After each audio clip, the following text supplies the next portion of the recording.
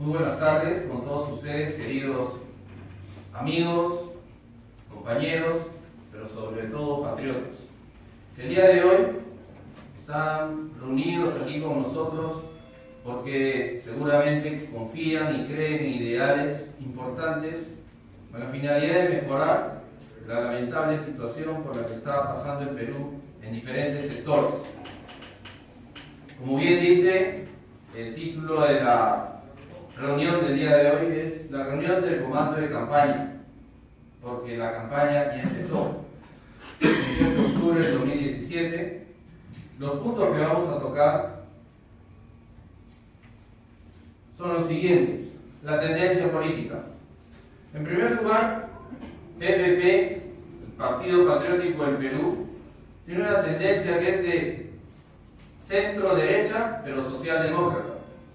¿Por qué? Porque nosotros debemos enfocarnos, en primer lugar, en darle la fuerza de la productividad a nivel nacional, pero no pensando en esas grandes empresas que son exoneradas mediante las decisiones que se toman de manera equivocada en el Parlamento de la República, sino sobre todo pensando en aquellos emprendedores que permanentemente luchan a pesar de tener al Estado en contra de los emprendedores, porque existen una serie de políticas que no van acorde con el impulso que deberían de tener. Nosotros, como partido patriótico, enfocamos algo muy importante que está relacionado con lo que necesita la informalidad para poder dar ese paso tan importante para que terminen siendo formales. Más del 98% de las empresas son empresas, en realidad microempresas. De 1.000.000, casi 900.000 empresas que existen de las formales, actualmente, gracias a estas políticas incoherentes que existen, 47.000 empresas formales cierran cada trimestre. Es por eso que se ha retrocedido en el tema del empleo, pasando del 4.4% al 6.6% de desempleo de la población económicamente activa. Eso significa más de 1 millón de desempleados de los 16 millones que están en edad de producción. Políticas que son necesarias adoptar para darles un mecanismo y un incentivo real para que den ese paso. Y no está relacionado con la reducción del porcentaje del IGB, como muchos representantes de algunos sectores que están dentro del gobierno lamentablemente indican, ¿no? Y eso demuestra claramente su desconocimiento, porque en primer lugar el informal no paga ningún tipo de tributos ni impuestos. De ese 1.900.000 empresas que hablamos, ¿no?, solamente están registrados en lo que es el INEI, el Instituto Nacional de Estadística e Informática, pero no se registra y no se sabe nada de esas más de 6 millones de empresas que están en la informalidad. Entonces, a un microempresario, a un emprendedor que día a día lucha para poder salir adelante y eliminar esa situación en la que se encuentra, porque el ser formal actualmente significa ponerse un blanco en el pecho para ser apuntado directamente por parte de la SUNAT y un blanco en la espalda para ser apuntado directamente por la SUNAFIL, que está debajo del Ministerio de Trabajo. Son situaciones que deben de cambiar. Así como en el derecho electoral existe el principio rector de salvar el voto, en la economía nacional debería existir salvar el puesto laboral, porque no hay ningún tipo de lógica ni de criterio esas políticas inquisidoras y persecutivas hacia los que generan el 80% del empleo a nivel nacional. Cuando la política debería de ser de acompañamiento y asesoramiento permanente para proteger esos puestos laborales. Eso no quiere decir que el Estado le haga el trabajo al microempresario. Quiere decir que le dé la oportunidad para poder salir adelante. Porque actualmente, para poder tener acceso, por ejemplo, al sistema financiero, tenemos que pasar más de 2 años siendo formales. Y si cumplimos con todas las exigencias que nos pone la banca, vamos a poder acceder a esos créditos, pero con altas tasas de interés anual, llegando muchas veces a sobrepasar el 40%, mientras en Corea del Sur no llega ni al 2%, o en Alemania no llega ni al 4%. ¿Cómo pretendemos que se muevan esos motores, que muchas veces son individuales, si no les damos el combustible necesario para ello? Y seguramente las entidades financieras dirán, pero esto es ir en contra, digamos, de ciertos principios constitucionales, pues trabajar de manera, una competencia desleal. ¿Cómo podría haber competencia si ni siquiera le abren las puertas del sistema financiero a los informales, o a los emprendedores, cuando una de sus exigencias es haber sobrevivido en un mundo de desinterés por lo menos 2 años, dentro de la formalidad y la persecución? Eso va a cambiar con el Partido Patriótico del Perú.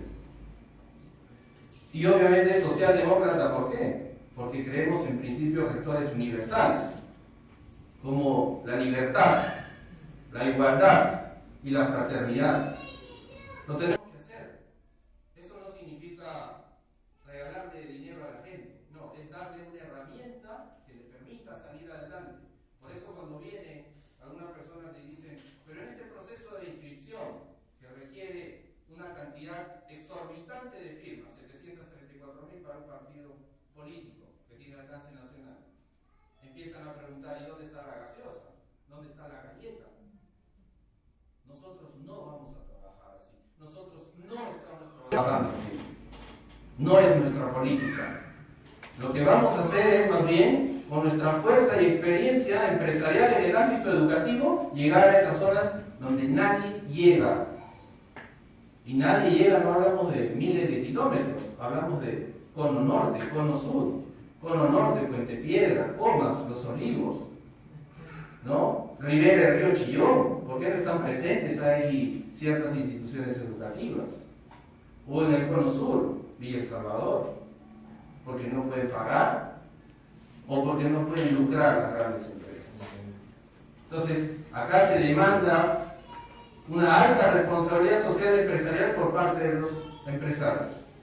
Entonces, el impulso que le debemos dar es al microempresario sobre todo, y al pequeño empresario, quienes son los que más lo necesitan. Los pilares de acción fundamentales donde nosotros estamos enfocando toda nuestra fuerza de acción con los profesionales que van a ser y son miembros del Partido Patriótico del Perú. Y al hablar de profesional, estamos usando un adjetivo.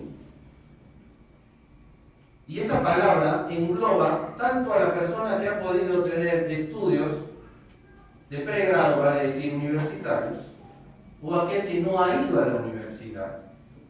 Porque, como se dice en el ámbito legal también, aquí nosotros vamos a actuar bajo el principio de primacía de la realidad, no lo que el papel dice, un erudito, pero en la realidad no hace nada. Es su capacidad de acción y desarrollo, el impacto que va a generar en sus acciones. Eso es lo que nosotros vamos a medir y estamos midiendo. Por eso, también en las instituciones con las que nosotros operamos, tenemos personas que no han ido a la universidad, pero sin embargo tienen toda la capacidad de ejercer cierta acción.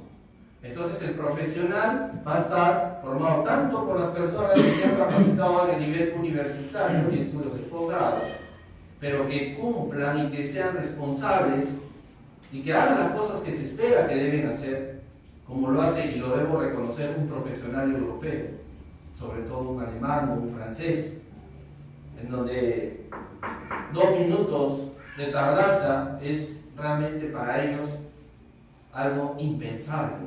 Cuando uno está en ese escenario, el famoso Zug o el Deutsche Bahn, los trenes alemanes, tienen un retraso de 1 minuto y ya los alemanes comienzan a renegar y dicen que su sistema no sirve, cada vez empieza a fallar más por 1 minuto.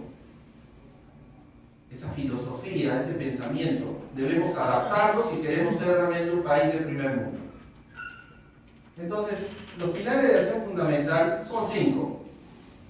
La educación, que es lo más importante, es la base de todo lo que tenemos que hacer.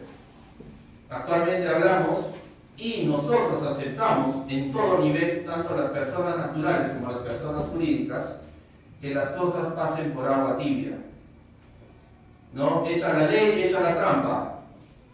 Se promulgan leyes que son permisibles de sacada de vuelta el propio sistema. Un ejemplo, las universidades que pueden crear sus centros de idiomas y que se supone deben de exigir que lleguen a un nivel determinado del conocimiento del idioma, y eso es una mentira y lo podemos demostrar. Eso es inaceptable. Colegios por todo lado, privados, en donde cobran 10.000, 20.000 soles en derecho de inscripción, sin ningún tipo de razonabilidad. O sea, 20.000 soles. ¿Por qué pago yo 20.000 soles? ¿Por qué me exigen eso? ¿Dónde está el derecho a la educación? No significa eso que no tenga ningún tipo de inversión el padre de familia si quiere llevar a su hijo a la educación privada. Claro que hay, pero es razonable. ¿Qué me dan para pagar eso? ¿Qué me dan como resultado? ¿Cuál es el resultado para que me exijan eso? Y todavía el Estado otorga un reconocimiento al nombre de la nación, tanto a los colegios, a los egresados, como a los universitarios. ¿Al nombre de la nación? ¿En qué momento intervino realmente la nación para decir si alguien cumple con los estándares profesionales que debería de tener? Entonces aprendamos de lo que hace, por ejemplo, Chile en la educación básica regular. Los estudiantes tienen que dar un examen para demostrar que llegaron a un nivel, por eso reciben un diploma a nombre de la nación. Y ahí es donde las familias, con todo derecho, se dan cuenta qué colegios funcionan y qué colegios no funcionan. Entonces existen filtros naturales, en donde el padre de familia finalmente dice, entonces ese colegio sirve, lo voy a inscribir en ese colegio, el otro no sirve. Aquí vemos, ¿no?, algunos colegios que dicen ser campeones en todo, pero en la realidad los están marginando a los demás, porque los clasifican como si fuesen animales. Sección A, los más inteligentes; sección B, los más brutos; sección D, hasta la E. Y los padres de familia, nosotros como ciudadanos, aceptamos pasivamente esa triste realidad. Eso no debe de volver a pasar. Trabajo, porque sin trabajo no hay generación de riqueza. Y al hablar de trabajo es justamente impulsar la maquinaria, por eso hablamos de centro a derecha, empresarios, pero microempresarios, pequeños empresarios, que sacan adelante todo lo que está pasando en el Perú. Uno dirá, ¿por qué es que no nos ha golpeado la supuesta crisis del año 2009? Porque tenemos una economía informal, por eso. Gracias a esa economía informal no nos ha golpeado tanto. Hay políticas también pensadas para impulsar eso. Por eso el Partido Patriótico del Perú ha pensado y lo ha plasmado en su pilar de acción multisectorial, disponer el uso del 1.5% del presupuesto general de la República al año para impulsar la formalización de las microempresas y de las pequeñas empresas. ¿Qué significa eso? Casi 2.000 millones de soles. El presupuesto general de la República del año 2017 es 142.000 millones. Y como conversaba con algunos profesionales de otras áreas hace poco, decían, pero no hay plata. No se trata de plata, por favor. Y hay en realidad presupuesto. Porque si ustedes hacen un análisis de la capacidad de ejecución del gasto en los 3 niveles de gobierno, van a darse cuenta que estamos llegando a un promedio al 80%. ¿Qué quiere decir el 80%? Que si tuviéramos un presupuesto de 100.000 millones de soles al año, solamente estaríamos utilizando el 80.000 millones. ¿Dónde quedan esos 20.000 millones? O sea, es como si yo fuese un padre de familia, teniendo necesidades para con mis hijos, y simplemente no las atacara porque no tengo capacidad de gestión ni de ejecución. Vean los datos del 2015, vean los datos del 2016. No vean los del 2017 porque van a llorar. Y además que el Estado tiene una capacidad enorme de negociación. ¿Cómo? Porque nadie quiere estar mal con el Estado en primer lugar, con el mayor generador de empleo en cualquier nación. Y podemos dar ejemplos contundentes de eso. ¿Qué significa ser un excelente gestor público? Porque una cosa es administrar el dinero del Estado, y muchos lo hacen mal. Otra cosa es administrar el dinero del Estado bien, pero otra cosa, para el empresario, es generar un sol en el sistema, en el mercado. Esa es otra cosa. Para su conocimiento, cuando una empresa habla de 1.000 soles de pago de renta al mes, significa que está generando, en lo que es producción ya sea de bienes o de servicios, 60.000 soles al mes, fuera del IGB. O sea, escuchar 1.000 soles de pago de renta no es poca cosa. Ya no estamos hablando de una microempresa, es una pequeña empresa. Pero estos son datos que seguramente otras tiendas políticas ni las van a entender. ¿Por qué? Porque ni siquiera saben quiénes son sus tesoreros nacionales. O no lo saben, o simplemente no quieren mostrar una triste realidad. Salud.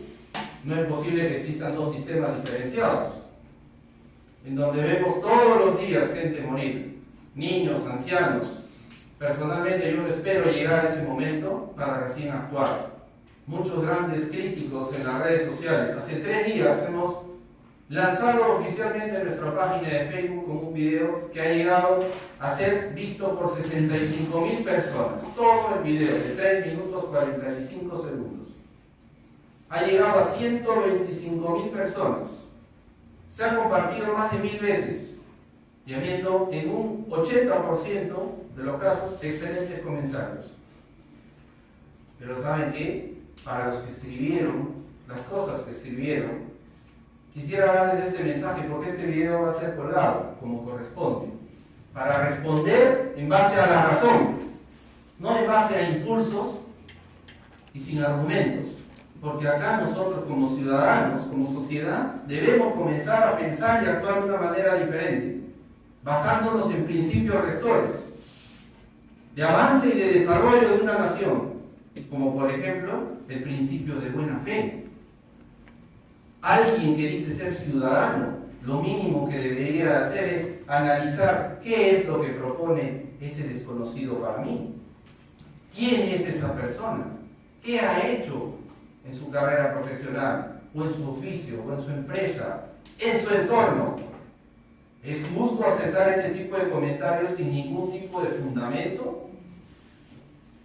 Esa es nuestra sociedad. Pero no vamos a parar eso promulgando una ley que prohíba su pronunciamiento o su declaración. No, es demostrándoles en la cancha que sí podemos hacer las cosas. Y claro, bajo el principio de razonabilidad, el gobierno anterior nos ha dejado esta tremenda carga a nosotros los militares. Y tenemos que aceptar esa realidad. Pero no pasivamente, sino activamente. Y demostrar lo que sí podemos hacer. Porque como hijos de Grau estamos preparados para eso. Y por eso convoco a todas las instituciones, tanto militares como las de la Policía Nacional, a sumarse, porque si entre nosotros nos tiramos piedras, ¿qué podríamos esperar de los que están fuera de estas organizaciones, de estas instituciones? Seguridad. Es hora, porque no podemos seguir, no debemos seguir esperando pasivamente a que un familiar nuestro sea asesinado en la esquina de la calle, o un hijo nuestro sea violado. ¿Por qué? Porque no nos toca a nosotros, no reaccionamos. Porque no somos los directos afectados, no actuamos. Debemos hacer algo. Es por eso que sin ningún problema el Partido Patriótico del Perú plantea un trabajo conjunto, rápido y efectivo entre el Ministerio de Defensa y el Ministerio de Interior. Casos sobran en el mundo.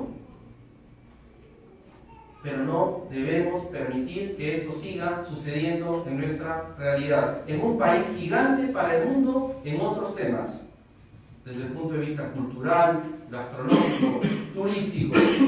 El Perú, dato para todos ustedes, es uno de los más grandes emprendedores y que ha demostrado su capacidad de trabajo en el mundo. Se ubica en el número 4 a nivel Latinoamérica. El número 4, cuarta posición. pero sin embargo es el que más produce, 23%, versus la media de Latinoamérica, 18%. El problema está en que esos emprendimientos no son por oportunidad, sino son por necesidad para sobrevivir. Pero si esto lo llevamos de la mano con el acompañamiento y asesoramiento del Estado, como corresponde, estamos seguros de que en pocos años, en no más de 2 quinquenios, el Perú puede ser una potencia, porque tiene los recursos naturales, tiene la materia gris en sus ciudadanos. Lo que no tiene son plataformas adecuadas, sistemas adecuados y gente que quiera realmente cambiar la triste realidad por la que atraviesa el país. Y finalmente la lucha contra la corrupción. ¿Cómo podemos cambiar esa realidad si los órganos de control interno o institucional dependen presupuestariamente de las propias instituciones a las que tienen que ejercer el control? Y no solamente eso, sino se supone que si yo voy a inspeccionar el tema aéreo tengo que ser un especialista en el tema de aeronáutica. No, mandan a especialistas o profesionales de áreas que no tienen nada que ver. Es como si enviaran a un abogado a verificar qué es lo que pasa pues en una nave militar. No, tienen que ser profesionales que conozcan del tema. Es como cuando se habla de un intérprete o un traductor. Uno requiere un intérprete que no solamente conozca el idioma, sino también el tema que va a interpretar. La especialidad. Siguiente. La política interna, porque todos los ciudadanos están cansados de esta triste realidad. Los miembros del partido deben cumplir con los siguientes requisitos. Más aún, si desean ser considerados en cualquier lista de elección popular y para ocupar cargos públicos relevantes. ¿Qué quiere decir eso? Candidatos al Congreso, candidatos a las alcaldías, candidatos a las registradurías, ministerios, viceministerios y otros. En alcaldes nomás tenemos casi 1900 a nivel nacional. Pero aquel miembro del Partido Patriótico de Perú que quiera ser parte y quiera participar en elecciones democráticas, empezando en casa, por eso se le llama democracia interna en los partidos, porque se va a cumplir lo que dice la norma, lo que dicen los códigos, la legislación. 4/5 elección interna, 1/5 de acuerdo al comando de campaña. O sea, de cada 10, 2 son elegidos por ustedes mismos y debe ser en función a la meritocracia real. Y meritocracia no es cuánto sé o cuánto no sé, sino cuánto trabajé por lograr este objetivo en beneficio de mi país. Mi mejor amigo no va a llegar al último momento para decirme, por más erudito que sea, yo quiero, no, porque sería antidemocrático por ustedes. Eso no debe de pasar. No tener ningún vínculo con el narcotráfico. No tener ningún vínculo con el terrorismo. No tener ningún vínculo con partidos de izquierda. No haber sido sentenciado penalmente. No tener problemas financieros cuestionables. No hablo pues de una tarjeta de Saga de repente, ¿no? Con 20 soles que no se pagó y está en el Infocor. No. O sea, ahí entra el principio de razonabilidad y de proporcionalidad también. No mentir, mucho menos en un documento oficial público, como lo vemos, ¿no? Todos los días desfilan en el Congreso de la República, en las comisiones de fiscalización. Esa es la triste realidad. Ser un profesional, como lo expliqué al principio, que engloba esos 2 grandes pilares, los que fueron a la universidad y los que no, pero que son empresarios, que tienen experiencia real, que pueden aportar mucho. Ser un verdadero patriota, siendo leal ante todo a la nación. Siguiente. Esto obviamente está relacionado con una acción muy importante que tiene que ver con la inscripción del partido.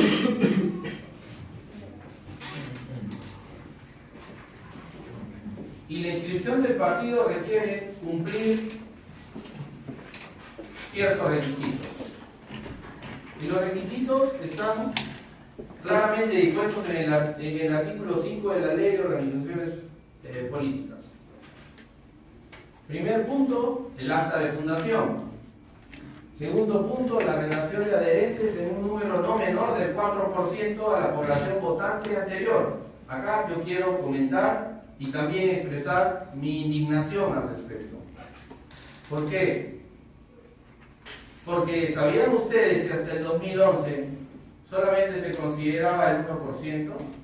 O sea, todos los partidos políticos que ahora quieren bloquear nuestras inscripciones se han inscrito con el 1% de la población votante. Yo no tendría cara ni moral para exigir algo que yo no hice. Y al 2016 se elevó al 3%. Y actualmente hablamos del 4%. 734.000 firmas. Razonable sería si ese proceso de inscripción estuviese encaminado de acuerdo a una conducta democrática. ¿Qué quiere decir eso? Se supone que esa recolección de firmas está asociada a un trabajo permanente a nivel nacional de nuestros miembros partidarios, como lo estamos haciendo nosotros, y no en función al dinero que se puede dar para que practicantes o muchachitos que están desempleados vayan y hagan firmar por todo lado. ¿Eso qué significa en la realidad? Es totalmente antidemocrático. ¿Por qué? Porque es excluyente. Porque solamente el que tuviese dinero tendría la oportunidad de inscribir un partido político. Aparte de que ese número es exorbitante en comparación con lo que la legislación electoral a nivel Latinoamérica dispone. Pero como se dijo en el primer video, y como se convocó a los patriotas a nivel nacional, les vamos a ganar en la cancha, y así tiene que ser, no sobre la mesa, no en el papel, como otros quieren hacerlo. Lo vamos a demostrar. Requerimos la constitución de los comités partidarios. La legislación habla y dispone que debe ser, como dice claramente, 1/3 de las provincias, es equivalente a 65 comités, y en 2/3 de las regiones, o sea, en 16 regiones. Este proceso de inscripción o de recolección de firmas en las listas de adherentes nos va a permitir identificar realmente qué personas, qué ciudadanos, qué patriotas están haciendo un trabajo adecuado para que puedan justamente activar estos comités. Es lógico, así debería de ser, porque si nosotros